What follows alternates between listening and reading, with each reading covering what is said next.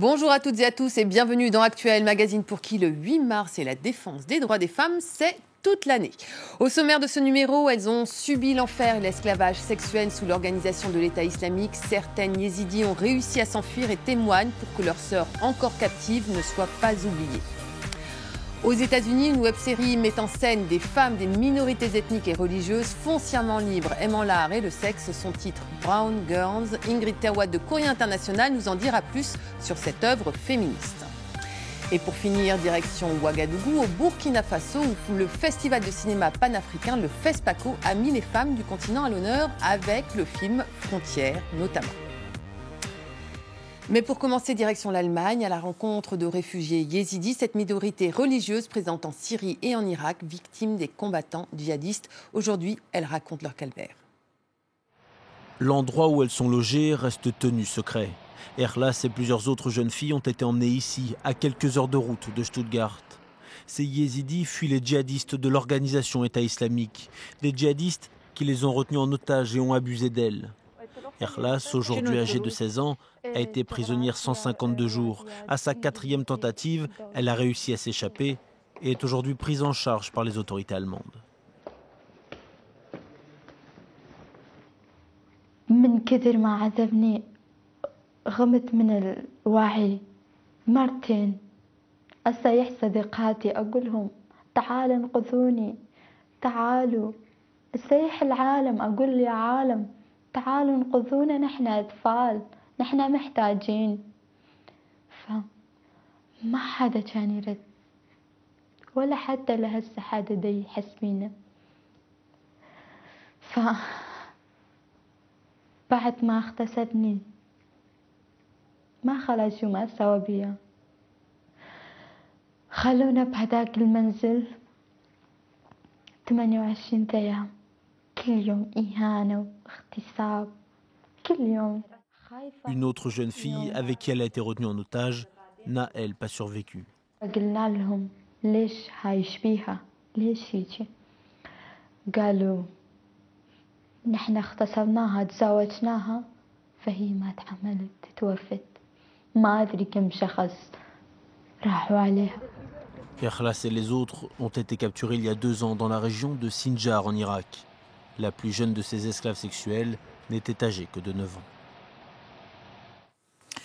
En Turquie, à l'approche du référendum sur la présidentialisation du régime le 16 avril prochain, les mobilisations se multiplient de part et d'autre. À Istanbul, des centaines de femmes ont manifesté et appelé à voter non à ce texte qui renforcerait considérablement les pouvoirs du président Erdogan. Intéressons-nous à présent aux États-Unis où l'ère Trump inquiète les défenseurs des droits des femmes, des minorités et des étrangers. Dans ce climat, une web-série intitulée Brown Girls apparaît comme une œuvre militante prônant l'ouverture et la tolérance à la diversité. Ingrid Terwat, bonjour. Bonjour. Alors, Brown Girls, vous en parlez dans Courrier International. C'est une série qui raconte l'amitié entre une Américaine d'origine pakistanaise, une artiste, et une musicienne afro-américaine. Mais aussi, il est question beaucoup de sexualité et d'homosexualité. Il est question de beaucoup de sujets et c'est ça qui fait le succès de cette série. C'est une série qu'on pourrait qualifier d'intersectionnelle parce qu'on parle d'islam, on parle d'origine étrangère aux États-Unis, on parle de couleur de peau, on parle de sexualité, on parle d'homosexualité, on parle du fait d'être queer, de se revendiquer queer, on parle aussi de liberté des femmes et on parle de précarité dans le milieu artistique pour les jeunes. Donc on parle de beaucoup de choses. Et en fait, ce qui plaît beaucoup aux Américains, c'est que c'est un portrait réaliste d'une grande ville emblématique qui est Chicago. Alors, on va y revenir, mais juste, on va regarder un petit extrait de cette série. Come on, Layla, you can do this.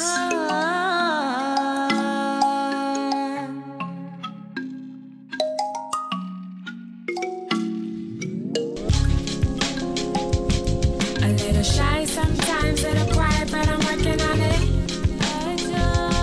A little fire inside, you could say, but I'm working on it. And I'm a need for a 5 every time I've been counting on it. Making moves some days, hitting snooze, but we working on it.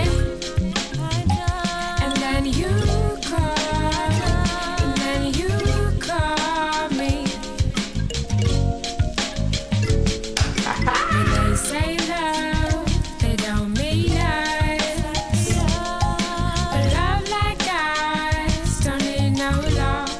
I'm not even going to begin to give you a lecture about what you don't know about feminism.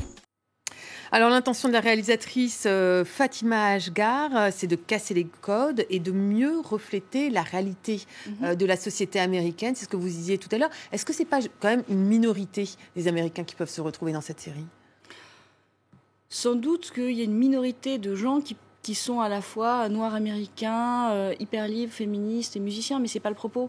L'idée, c'est que les identités sont multiples, qu'il n'y a pas une réalité qui est monolithique et qu'on a beaucoup, chacun, on a beaucoup d'identités différentes et qu'on les conjugue et que l'Amérique contemporaine, c'est pas que celle de Trump et que c'est celle-là aussi. Et c'est pour ça que ça a du succès, c'est pour ça que le format est intéressant. C'est une web-série, donc c'est diffusé très largement, ça parle aux jeunes et pas uniquement aux minorités, ça parle pas uniquement aux Noirs, ça parle pas uniquement aux gens d'origine pakistanaise. Ça parle de liberté. Ça parle de liberté et ça parle du coup à tout le monde. Et ça parle du coup à tout le monde. Alors, cette web-série a son pendant en Inde. Elle n'a pas forcément influencé cette nouvelle web-série en Inde, mais il y a un parallèle à faire. En Inde, c'est quoi cette web-série ? C'est une histoire d'amour entre deux femmes. C'est une histoire d'amour entre deux jeunes femmes dans les années 90 à Bangalore. C'est une web-série qui a rencontré beaucoup de succès et qui s'appelle The Other Love Story, l'autre histoire d'amour. Et c'est très intéressant pour d'autres raisons. Autant Brown Girls est politique dans le contexte de la victoire de Trump, de l'Amérique de Trump, autant la web-série indienne dont on parle, elle est aussi politique parce qu'en Inde, l'homosexualité est toujours pénalisée par la Constitution, l'article 377, on ne peut pas vivre libre quand on est homosexuel en Inde. Et en plus, quand on est des femmes, la vie est souvent particulièrement difficile à cause de la société patriarcale.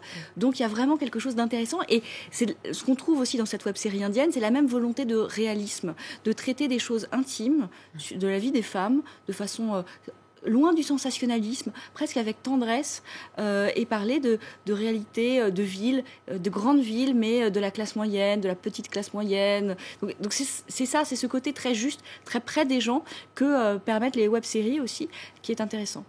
Et donc cette web-série Brown Girls, en tout cas, est à retrouver dans Courrier International, sur le site de Courrier International, notre partenaire de la presse écrite. Merci beaucoup Ingrid Terwat de nous avoir parlé de ces nouvelles séries. Et ce qui va suivre va certainement vous intéresser parce qu'on va continuer, on reste toujours en Inde, pays souvent connu ou cité pour ses affaires de viol, mais nos collègues de la culture sont allés à la rencontre des artistes qui se battent pour plus d'égalité entre les sexes. Ne ratez pas leur émission spéciale à l'affiche les 8 et 9 mars et bien sûr sur notre site internet et sur nos réseaux sociaux.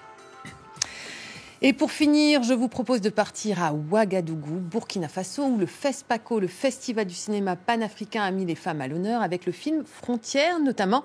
Ashrène Verdian nous en dit plus. Une arrivée remarquée sur le tapis rouge pour l'équipe du film Frontières d'Apolline Traoré. Le long métrage a donné le coup d'envoi de cette 25e édition du FESPACO. Un film féministe engagé qui traite des difficultés de la sous-région ouest-africaine, zone de libre circulation mais aussi de non-droit, notamment pour les femmes. Elles viennent d'horizons divers. Elles sont animées par un même désir. Voyager pour s'assurer un lendemain meilleur. Mais les routes réservent bien des surprises. Chaque frontière raconte son histoire. Le périple des 4 femmes les amène à traverser 5 pays, du Sénégal au Nigeria. Sur leur route, viol, violence, corruption, les sujets lourds et tabous ne manquent pas.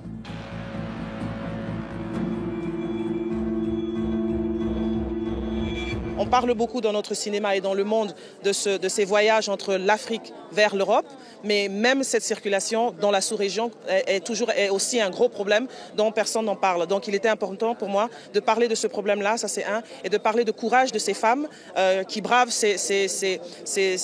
presque ces interdits pour faire ce qu'elles veulent pour nourrir leur famille. Pour moi, ce film, c'est un hymne à la femme, un hymne au combat de la femme africaine. Autre film qui fait beaucoup parler de lui, Félicité du franco-sénégalais Alain Gomis, déjà couronné du Grand Prix du jury au Festival de Berlin.